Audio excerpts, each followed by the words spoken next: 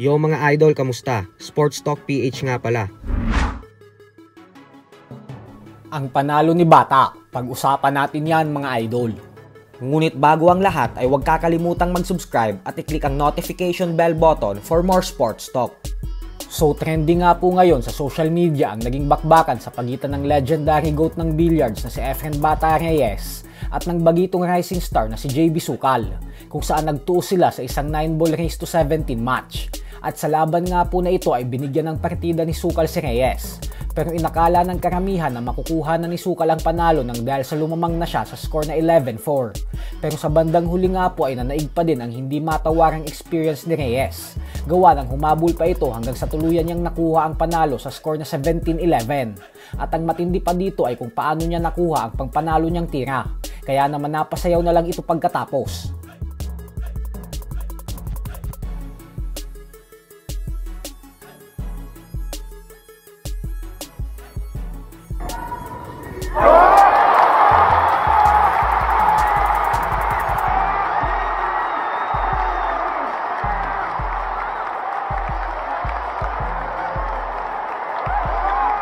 Samantala, lakas loob naman nga pong hinamo ni Sukal ang bagong Pinoy World Champion na si Jonas Magpantay.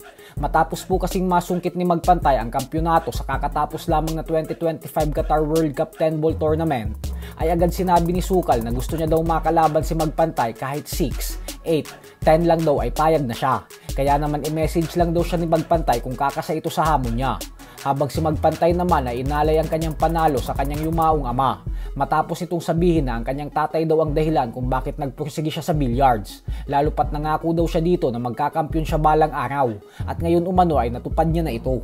Sa kabilang banda naman mga idol ay sa usapang boxing naman nga po, ay opisyal lang nakansela ang dapat sana ibigating exhibition fight sa pagitan ng YouTuber boxer na si Jake Paul at ng undefeated WBA lightweight champion Gervonta Tank Davis na siyang nakatakda sanang ganapin sa November 14. Ito po ay nangdahil sa mga panibagong kasong kinakaharap ni Davis sa labas ng boxing.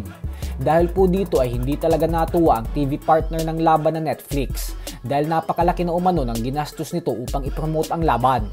Pero ganun pa man nga po ay nakatakda namang lumaban si Jake Paul sa Netflix bago magtapos ang taon na ito sa fighter na hindi pa napapangalanan. Sa kasalukuyan po ay naghahanap na ng ibang kalaban ng kampo ni Jake Paul bilang pamalit kay Davis. Si Ryan Garcia sana ang gusto nilang makalaban, subalit hinarang po agad ito ni Oscar De La Hoya nang dahil sa may kontrata daw ang Golden Boy promotion sa DAZN. At si Garcia naman umano ay may kontrata sa Golden Boy. Tapos ang laban daw ni Jake Paul ay ipapalabas sa Netflix. Kaya kapag nagmatigas daw si Garcia at sinuway ang kontrata, ay mahaharap din umano ito sa seryosong kaso. So hanggang dito na lang po muna tayo mga idol. Sports Talk PH, kakaiba ang laban.